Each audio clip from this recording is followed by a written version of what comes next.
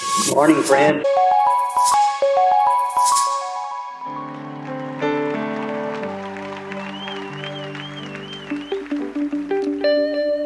Que le Seigneur soit béni. Amen, gloire à Dieu. Pouvez vous asseoir peut-être quelques instants. Je pense que quasiment toutes les places sont occupées. C'est une bonne chose. C'est un bon petit signe aussi de notre participation à chacun. Alors, avant tout, je voudrais remercier le frère Patrick. Je ne sais pas s'il est là en ce moment dans la salle. Voilà, il est là. Il m'avait envoyé un message. Il m'a dit, frère, tu dois commencer le premier à prêcher. Alors, pour moi, c'est un honneur de pouvoir, j'allais dire, ouvrir cette petite convention par ce premier message que je voudrais vous partager.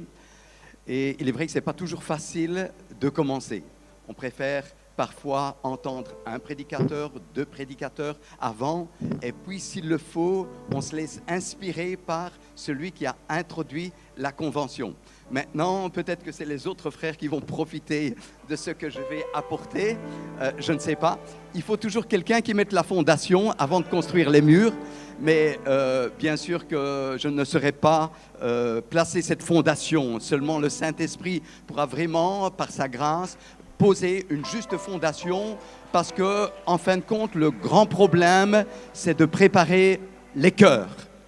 Pas seulement la tête, mais les cœurs. Et je crois qu'on peut préparer par des beaux chants, j'allais dire cette convention, mais la chose la plus importante, c'est préparer notre état d'esprit. Amen. Afin que chaque état d'esprit soit connecté au bon état d'esprit du ciel, alors le Seigneur fera le reste. Amen. Gloire au Seigneur. Alors je veux remercier le frère Patrick parce qu'il m'a fait cet honneur de pouvoir commencer donc cette convention par un premier message. Vous savez, je dois vous dire quelque chose. Pour ceux qui étaient dans le monde, ils savent comment ça marche. Quand il y a des spectacles, il y a ce qu'on appelle des têtes d'affiche, c'est-à-dire les chanteurs les plus connus, qui ne commencent pas, mais comme ils sont en tête d'affiche, ils vont terminer, j'allais dire, le spectacle, parce qu'ils sont en tête d'affiche. Alors, vous voyez dans les affiches, leur nom est inscrit en grand. Quand je faisais du spectacle, quand je chantais comme ça dans le monde, c'était ainsi que ça se passait. Et ceux qui étaient en avant-première, ceux qui commençaient, en fin de compte, le spectacle, on les voyait en lettres un peu plus petits, parce que ce n'était pas la tête d'affiche. Alors, je ne sais pas comment je dois me considérer. Je ne sais pas si vous comprenez ce que je veux dire. Et, comment? Tête d'affiche. Seigneur te bénisse. Alors, mais ça se passe aussi dans les églises. Comme j'ai eu l'occasion de visiter beaucoup d'églises aussi à l'étranger, quand il y avait un prédicateur qui était attitré d'une certaine manière, qui était l'invité principal, c'est lui qui passait en deuxième rang, pas en premier rang. Et soit si je me retrouvais dans une église où il y avait vraiment un invité d'honneur, on me disait, frère, tu prêches 10 minutes, un quart d'heure, parce qu'on a un invité, la tête d'affiche. Voilà. Alors, celui qui commençait, en général, c'était celui qui faisait le travail, j'allais dire, d'apprenti, celui qui préparait la route pour la tête d'affiche pour le prédicateur principal. Bien sûr, ici, ce n'est pas le cas. Je pense que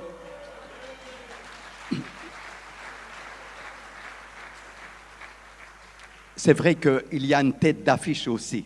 C'est Jésus-Christ. Amen. Alors, nous tous prédicateurs, on est en avant-première, comme on appelle ça. Mais dans l'affiche, en grand, en écriture gras, ça doit marquer Jésus-Christ. Amen. Le grand prédicateur. Et nous tous ici, on est en avant-première. Amen. Alors merci Patrick pour m'avoir placé en avant-première. Et que le Seigneur vous bénisse tous. Je voudrais peut-être poser une petite question avant vraiment d'entrer dans la prédication. Est-ce que notre frère Hugues est ici? Non, il n'est pas ici. Est-ce que le frère Daniel Glineur est ici? Non, il n'est pas ici. Peut-être qu'ils viendront après-midi. J'ai entendu qu'ils passeraient quand même pendant cette convention. Que le Seigneur soit béni. Alors, je ne sais pas comment je pourrais commencer, parce que pour moi, ce qui est très important, c'est que nous puissions réaliser ce que Dieu veut faire aujourd'hui et demain. Il est vrai que pendant plusieurs temps, on a essayé de préparer cette convention à travers plusieurs réunions de prédicateurs, et voilà le résultat.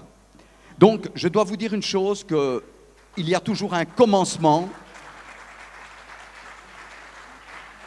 Il y a toujours un commencement pour qu'il y ait un aboutissement. Et dans la vie chrétienne, dans la vie de la marche, de la foi, il faut toujours quelqu'un qui commence. Et je pense que quelqu'un a commencé avec une idée et l'a proposée, et cela a fait tache d'huile, cela a contaminé les autres, pour que enfin, aujourd'hui, on puisse se retrouver tous ensemble. Parfois, nous oublions le travail qui a été fait au préalable. Mais je crois que c'est très important de voir un peu le commencement pour voir l'aboutissement. Et que le Seigneur puisse mettre son sceau dans ce travail qui a été fait, et surtout, maintenant que nous arrivons, j'allais dire, à cette conclusion, d'une certaine manière, à la création de cette convention, que le Seigneur puisse mettre sa bénédiction. Gloire à Dieu. Alors, je voudrais vous proposer un passage de la parole de Dieu dans l'Épître aux Romains, au chapitre 3.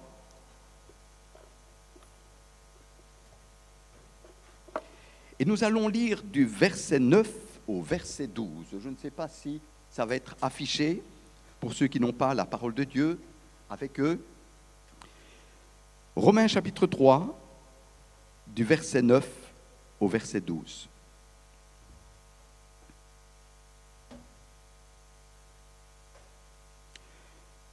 Quoi donc?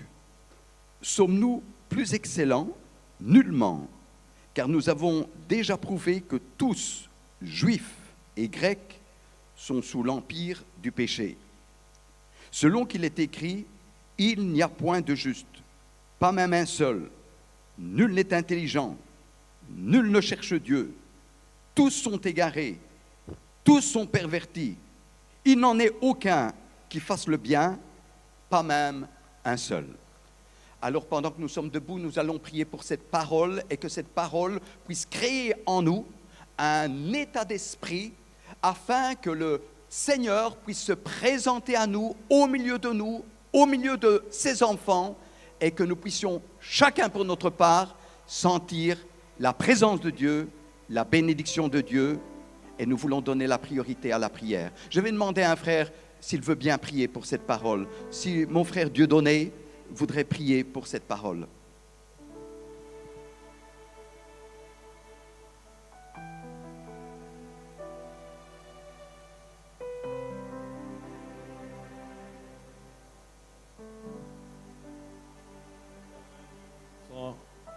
Nous voulons te dire merci, parce qu'il t'a plu de nous accorder encore le souffle de vie. C'est toi qui as été la genèse de cette convention, Seigneur. Aujourd'hui, nous sommes le jour J descends, Seigneur. Nous t'invitons pour une juste cause, Seigneur. Descends, Seigneur. Où est ton serviteur? Où est nos âmes? Où est nos cœurs, Seigneur? Que nous puissions écouter quelque chose venant de ta part. Car 1000 mots ne peuvent amener que la mort de chacun de nous. Mais nous avons besoin d'un seul mot venant de toi, Seigneur.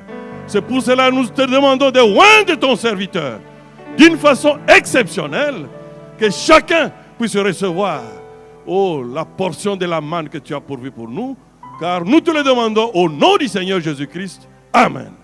Amen. Que le Seigneur vous bénisse. Vous pouvez vous asseoir si vous le désirez. Gloire à Dieu. Alors aujourd'hui, je voudrais vous parler d'un thème qui pourrait peut-être être choquant comme titre. Mon thème sera l'imperfection. C'est vrai qu'en général, nous entendons souvent des thèmes qui nous parlent de la perfection, qui nous parlent de la gloire, de la grandeur, des choses glorieuses. Mais ce thème-là pourra nous faire réfléchir. Donc, je le répète, l'imperfection face à la grâce de Dieu.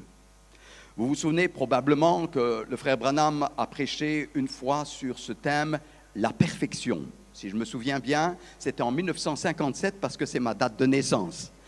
Et vous savez ce que c'est que la perfection. Je n'ai pas besoin de vous donner la description et peut-être tous les détails de cette prédication, mais il est très important pour chacun d'entre nous de comprendre ce qu'est l'imperfection pour comprendre aussi ce qu'est la perfection. Amen. Alors, si nous voulons vraiment saisir la perfection de Dieu, si nous voulons vraiment comprendre ce qu'est la vraie définition de la perfection, il faut réaliser aussi pour chacun d'entre nous notre imperfection. Personne ne peut apprécier la lumière à juste titre s'il n'a pas expérimenté les ténèbres dans sa vie personnelle.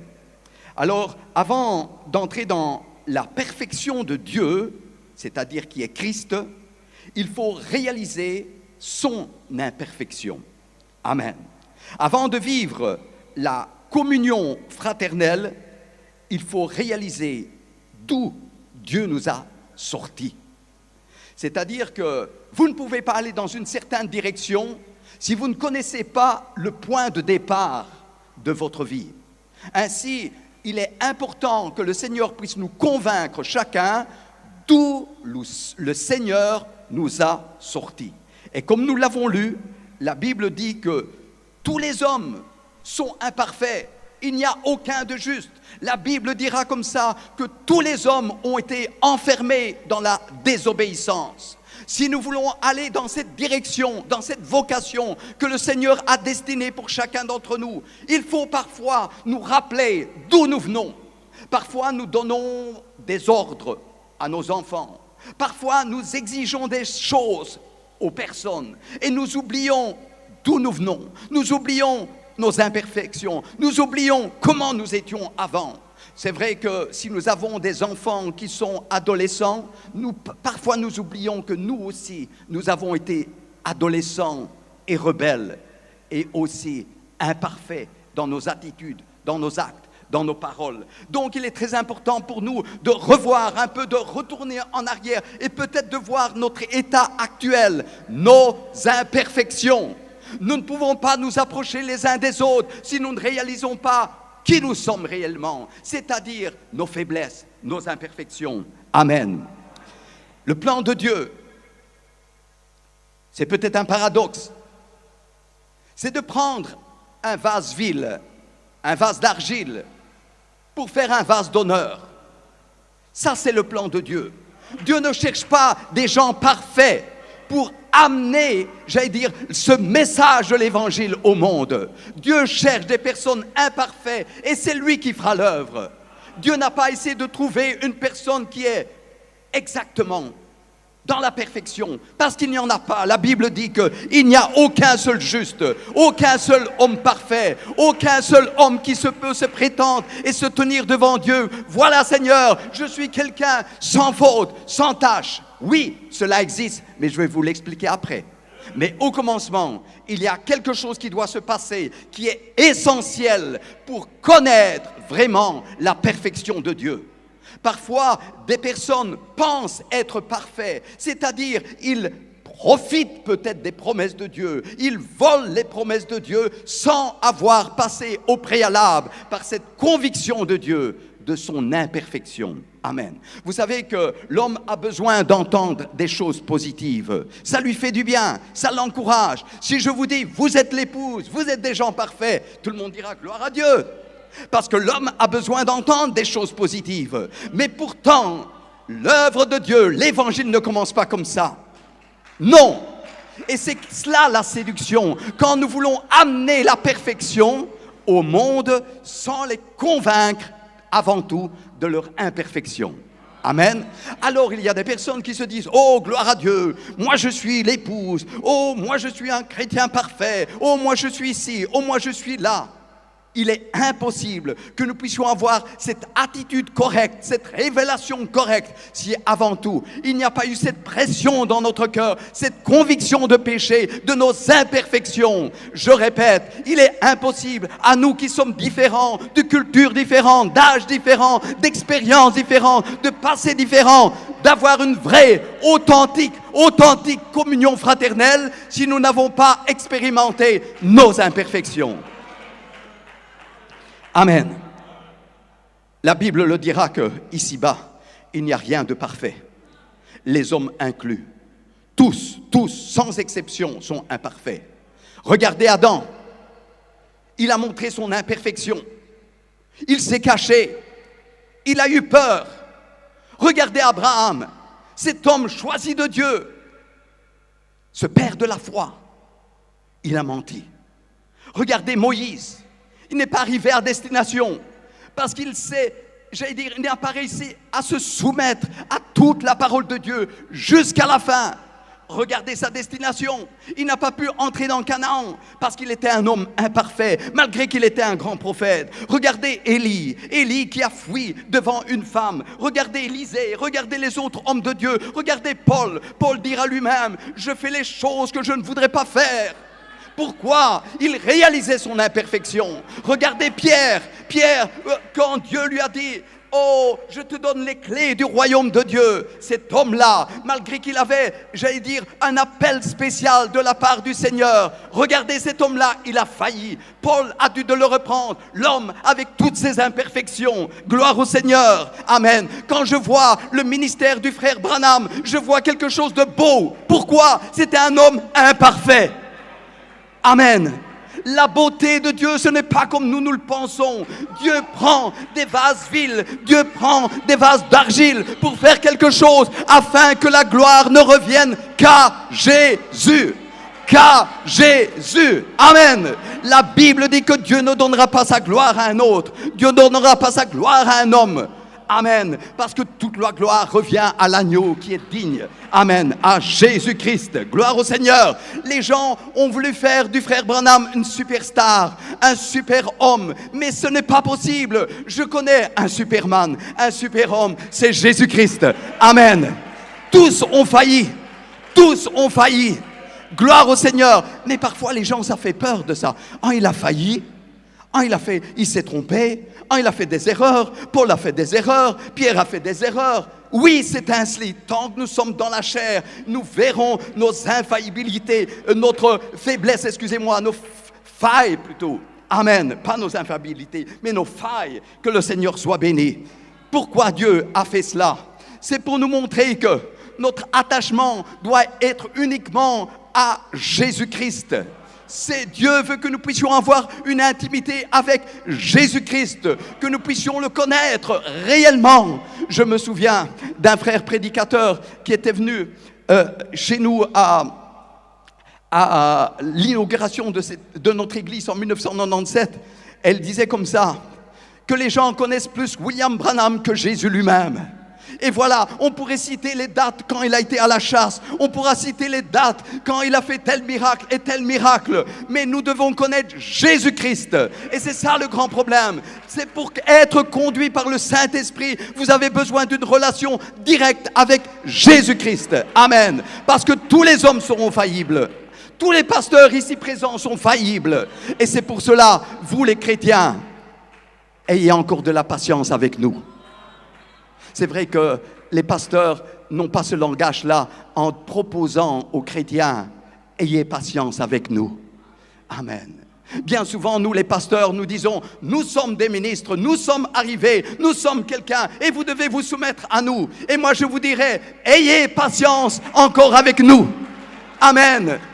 Parce que nous ne sommes pas encore à maturité.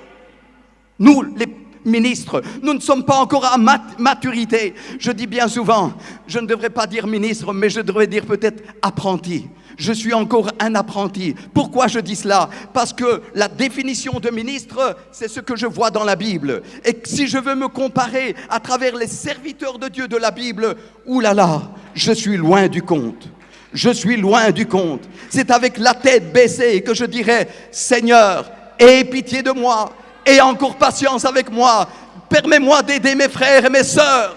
Seigneur, fais de moi quelqu'un de plus mûr, quelqu'un de plus efficace, afin que je puisse apporter la parole de Dieu comme toi tu le veux. Parce que les hommes, les femmes ont soif et faim de la parole de Dieu. Seigneur, enlève cette enveloppe, enlève toutes mes faiblesses et viens toi-même. Parce que je n'arrive pas à communiquer ta parole comme toi tu le veux. Seigneur, je ne veux pas de prétention. Je veux simplement dire, Seigneur, que ta grâce puisse m'aider à aller jusqu'au bout. Amen. Aujourd'hui, nous sommes ici. Demain, nous ne savons pas où nous serons.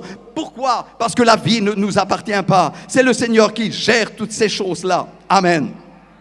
Si on ne réalise pas ces imperfections, on va devenir plus exigeant avec les autres qu'avec soi-même. On aura difficile de pardonner. On aura difficile de comprendre les autres. On aura difficile d'avoir de la patience.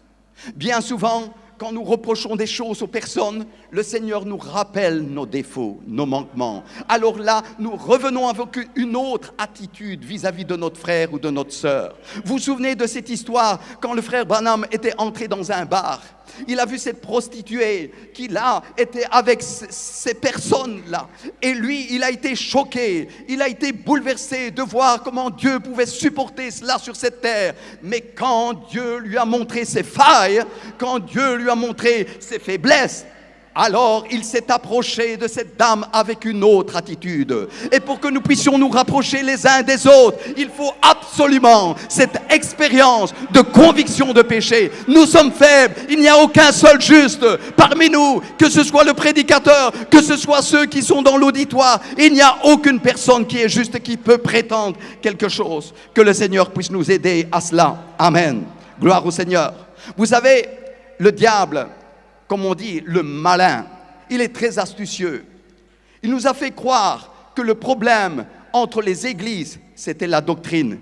Mais le vrai problème, c'est un problème de cœur. Ce n'est pas un problème d'opinion. C'est parce que c'est notre cœur qui est malade. Mais lui, il a essayé de dire, c'est à cause de la doctrine, c'est à cause de cela. Et c'est pour cela que cela a amené beaucoup d'orgueil dans notre cœur, beaucoup d'arrogance, beaucoup de guerres, chaudes ou froides. C'est pour cela que dans les églises, il y a des coups d'État. Vous savez ce que c'est des coups d'État dans les églises? Moi, je fais mon petit groupe. Alors, les églises sont divisées. Et puis, ce groupe-là se divise encore une fois. J'appelle ça des coups d'État dans les églises. Pourquoi? Parce qu'on a cru que le problème, c'était nos idées. Mais le grand problème, c'est notre cœur. Parce que c'est ça le message de Malachie. C'est le problème de restaurer notre cœur. Et quand nous n'avons pas compris cela, il y aura toujours des problèmes. Amen. Gloire au Seigneur. Comme je le disais à un frère il n'y a pas longtemps, je lui disais, nous regardons plus la forme que le fond. Tiens, il parle comme ça. Je vais vous donner un exemple. C'est bien de donner des exemples. Je me souviens, c'était plus ou moins en 1987. On avait subi une grande division dans notre église. Vous savez, tout ce qui s'est passé à l'époque, tonnerre, pas tonnerre, septième saut, pas septième saut, ouvert, fermé, etc. Alors, soit, je ne vais pas rentrer dans le débat. Et il y avait tout un groupe de frères qui nous avaient quittés et qui avaient rejoint une autre église. Voilà, je ne dirai pas dans quelle direction cette église ou quelle est l'église. Mais c'était des frères qui étaient habitués à entendre Branham a dit, Branham a dit, Branham a dit, Branham a dit. Alors moi je prêchais. Et il y avait tout un groupe de frères qui étaient venus nous visiter. Et je disais, la Bible dit cela, Jésus dit cela. Les Amen ne sortaient pas. Moi, je me dis, je vais changer de méthode. William Branham, le messager de Malachie 4, Apocalypse 10, Amen. Tout le monde disait Amen. Vous voyez, pourquoi cela? Parce que nous avons été habitués à une forme. Mais le fond, c'est quoi? C'est la présence de Dieu. Les gens pensent que si nous avons la lettre, cela est suffisant. C'est pour cela qu'il y a des conflits, à cause de la forme. Mais il y a quelque chose à l'intérieur de cette forme que chacun d'entre nous doit toucher. C'est la présence de Dieu qui produit la vie.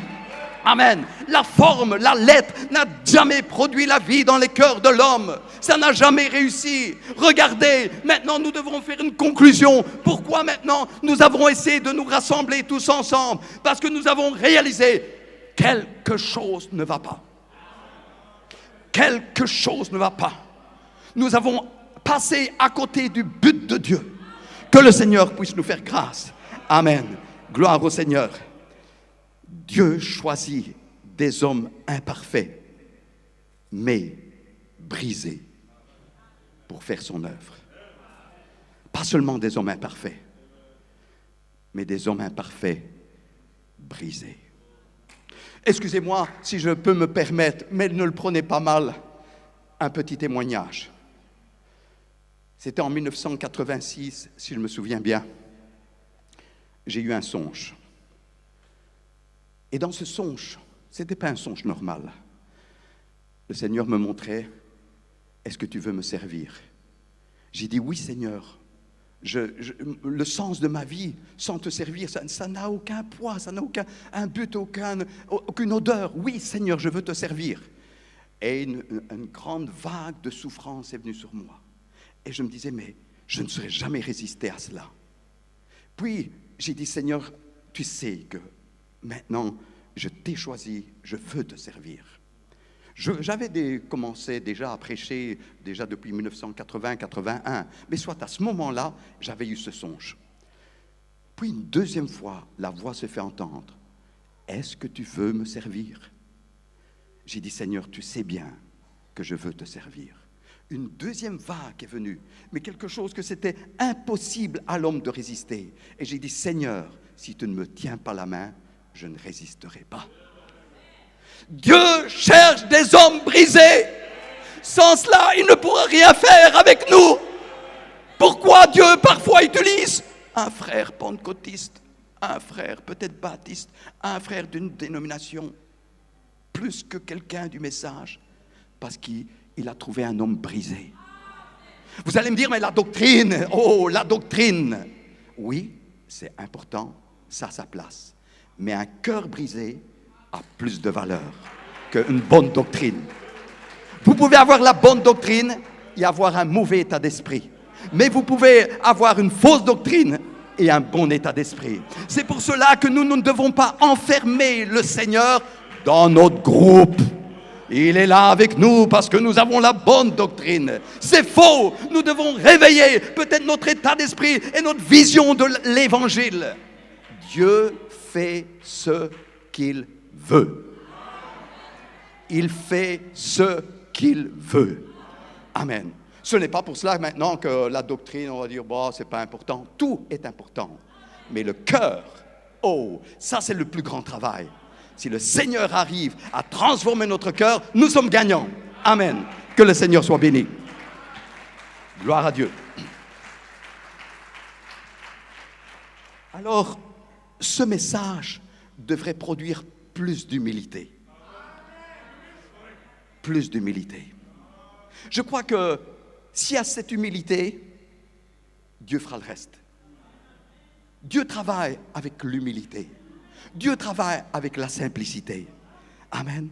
Ce qui m'a attiré beaucoup dans le ministère du frère William Branham, c'était son humilité, mais il savait reconnaître ses faiblesses publiquement, comme un enfant.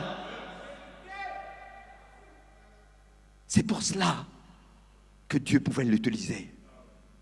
Non pas à cause de sa perfection humaine, mais à cause de son attitude de cœur.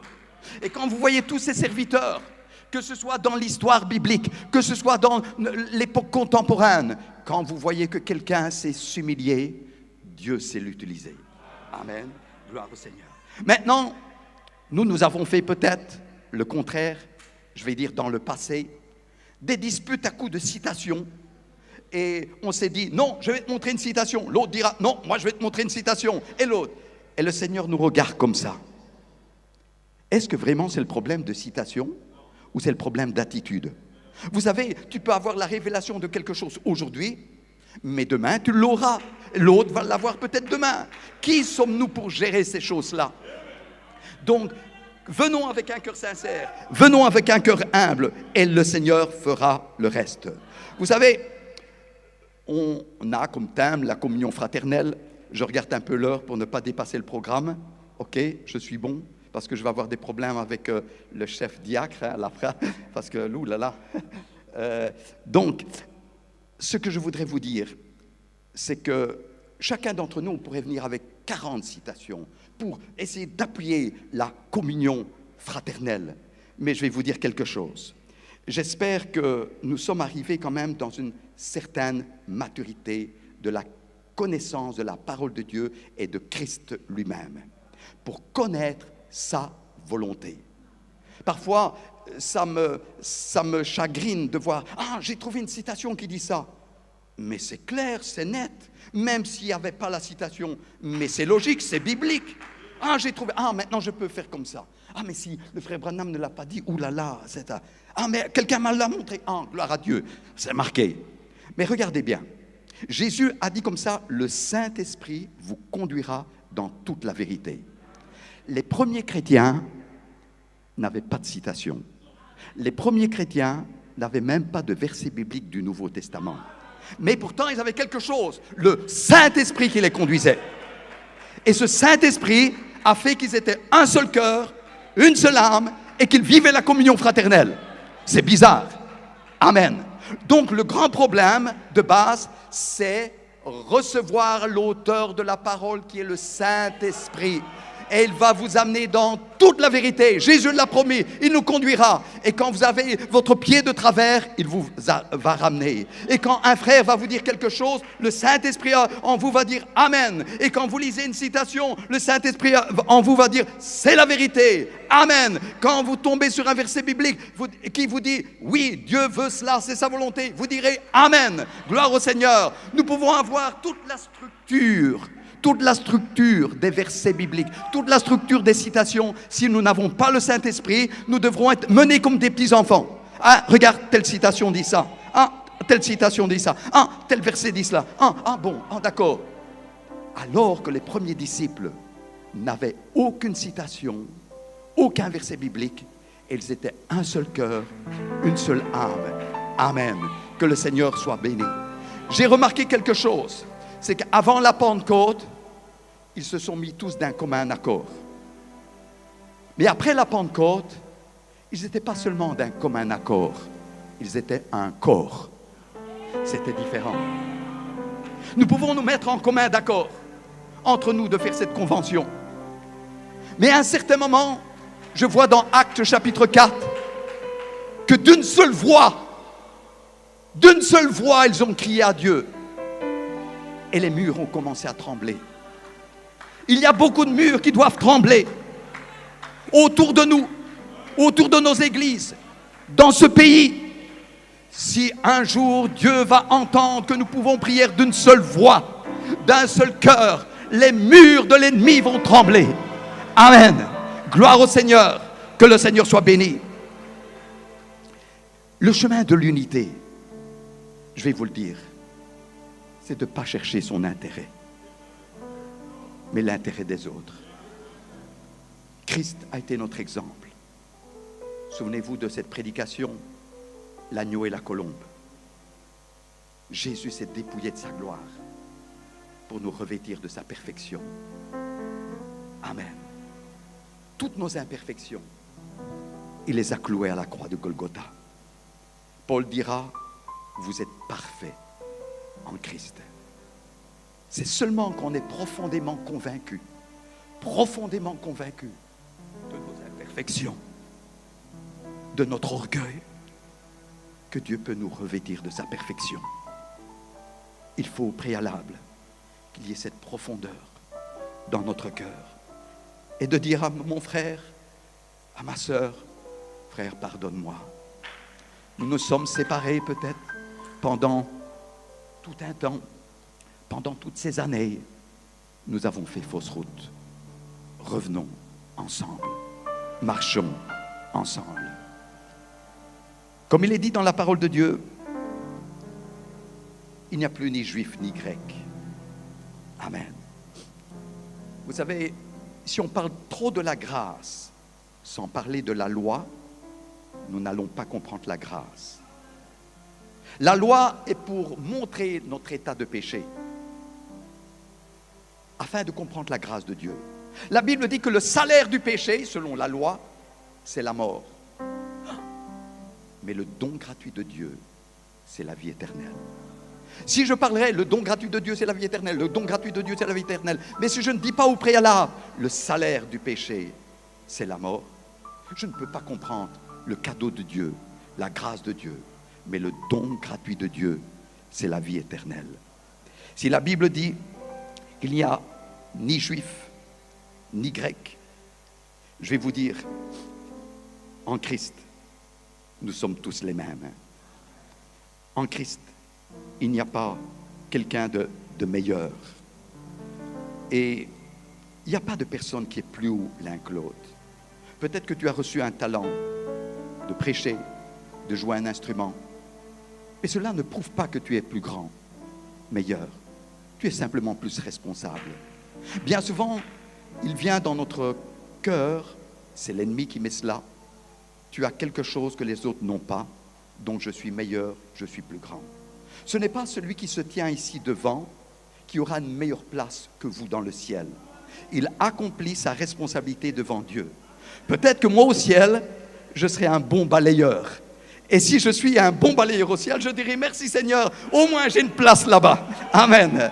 Mais ici, chacun d'entre nous, comme serviteurs de Dieu, nous devons accomplir le fardeau que Dieu a placé en nous, l'amour des âmes et être au service des autres. Comme je le dis souvent, nous les prédicateurs ou pasteurs ou bishops ou révérends, et je vous en lance, nous ne sommes pas devenus des serviteurs, mais plutôt des empereurs.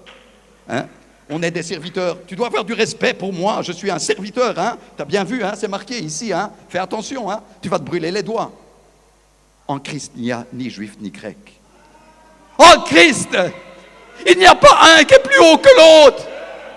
Sans cela, nous ne pourrons jamais avoir une vraie communion fraternelle. Sans cela, nous ne pourrons pas apprécier l'un et l'autre. Nous aurons toujours un piédestal. Que le Seigneur nous brise. Que le Seigneur retire toutes ces illusions religieuses. Vous savez, un vrai serviteur de Dieu, c'est celui qui sait s'abaisser et qui se met à la place des autres, au niveau des autres. Amen. Peut-être que le Seigneur veut commencer par nous, les prédicateurs. Nous voulons attendre que les autres se convertissent. Nous voulons attendre que les autres changent. Peut-être que ce Dieu veut commencer par nous. Un nouveau brisement, une nouvelle conviction de péché et de dire Seigneur, pardonne-moi. Qui je suis? Je suis qu'un misérable. Je ne suis pas digne, Seigneur Jésus. Je suis un serviteur inutile. Fais-moi grâce d'être un vrai serviteur pour mes frères et sœurs, d'être à leur disposition, de me vouer pour eux, sacrifier pour eux. Un ministre, ce n'est pas celui qui a une belle tribune. C'est après la tribune qu'on voit s'il est un ministre, un serviteur de Dieu. Nous pouvons être des grands orateurs.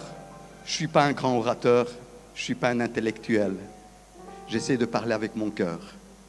Mais ce que je peux vous dire, ce n'est pas ici qu'on voit un vrai ministre. C'est après, tous les jours, dans notre vie. Comment nous nous comportons, comment nous avons l'attitude que nous avons avec les frères et sœurs. Il y a des grands intellectuels, des grands orateurs, peut-être des bons prédicateurs, mais peut-être pas encore être des serviteurs. Que le Seigneur puisse nous aider. Je regarde ma montre pour ne pas dépasser l'heure. Que le Seigneur soit béni. Pour juste résumer, il n'y a qu'une seule chose qui peut nous unir. C'est l'humilité. Mais il y a une chose qui sépare les hommes entre eux. C'est l'orgueil. Que le Seigneur nous aide à nous convaincre de nos imperfections afin que nous puissions entrer dans la vraie perfection, la vraie révélation de Dieu. Pas simplement de l'illusion religieuse, mais de savoir que je suis rentré dans la perfection. Et cette perfection vous gardera dans l'humilité. Que le Seigneur vous bénisse.